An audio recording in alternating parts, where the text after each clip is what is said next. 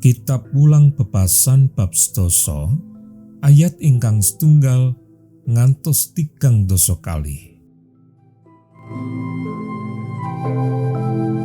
Wulang bebasan anggitani Prabu Sulaiman, anak kang wicaksana ndadekake bungai bapakne. Nanging anak kang goblok iku gawe prihatini biyunge. Raja Brana oleh-olehane tindak duraka iku ora maedai. Nanging kabeneran iku nguwalake wong saka ing pati. Sang Hyuwah ora nekake wong bener nandhang keluwen, nanging pepinginane wong duraka ditampik. Tangan kang kendhu marakake mlarat, nanging tangane wong sregep iku ndadekake sugih. Sing sapa tetandu ing mangsa panas iku pinter, nanging kang turu wae ing mangsa panen iku gawe isin. Berkah iku manggon ana ing sirahe wong bener, nanging cangkeme wong duraka iku ndelikake panganiaya. Pangiling-iling marang wong bener iku ngolehake berkah, nanging jenenge wong duraka dadi bosok. Sing sapa wicaksana ing ati iku nggatekake marang pepakon, nanging kang bodho ing pamicara iku bakal tiba. Sing sapa resik kelakuane iku tentrem lakune, nanging kang tumindak mlintat-mlintut bakal konangan. Sing sapa kedep-kedep mripate iku nukulake kasusahan, nanging kang bodho ing pamicara iku bakal tiba. Cangkeme wong bener iku sumbering urip, nanging cangkeme wong duraka iku ndelikake panganiaya. Sengit marakake grejegan, katresnan nasabi sakai panerak. Lambene wong wasis iku ana kawicaksanane, nanging gegere wong tanpa budi iku kacawisan pentung.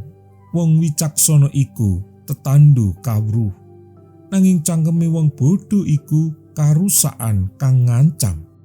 Raja darbine wong sugih iku minangka kutane kang santosa, nanging kang jalari karusakane wong miskin iku kamlaratan.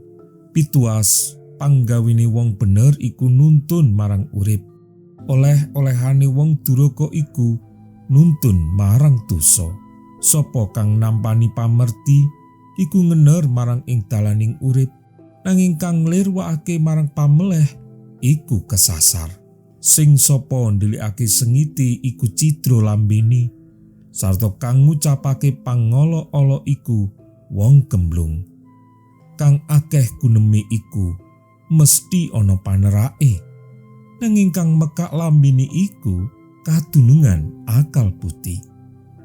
Ilate wong bener iku kaya salaka pilihan, nanging pikirane wong duraka iku sithik ajine. Lambene wong bener iku dadi pangone wong akeh, nanging wong bodho mati marga kacupetan budi. Berkahe Pangeran Hyuwah iku kang nyugihake, ora bakal diwuwuhi dening rekasane dhewe. Kang dadi kabungane wong gemblung iku menawa nglakoni pratingkah nista, nanging wong pinter iku senenge menawa oleh kawicaksanan. Wong duraka kataman apa kang disumelangake, nanging wong bener bakal kaparingan apa kang dikarepake. Menawa katembuh ing lesus, wong duraka sirna, nanging wong bener iku tetales kang langgeng. Kaya dene cokak tumrap ing untu lan kukus tumrap ing mripat, iya mangkono iku wong keset tumrap kang ngongkon. Wedi asih marang Sang Hyuwah iku ndawake umur, nanging taun-taune wong duraka iku dicendhakake. Pangarep-arepe wong bener iku dadi kabungahan, nanging pangarep-arepe wong duraka dadi tanpa guna.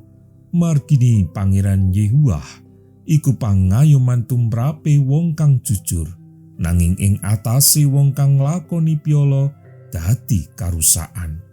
Wong bener ora bakal kaontang-antingake ing selawase, nanging wong duraka ora bakal manggon ing negara. Cangkeme wong mursid metokake kawicaksanan, Nanging ilat rangkep iku dikethok. Lambene wong bener sumurup samu barang kang ngresepake. Nanging cangkeme wong duraka mung nglairake kaculikan.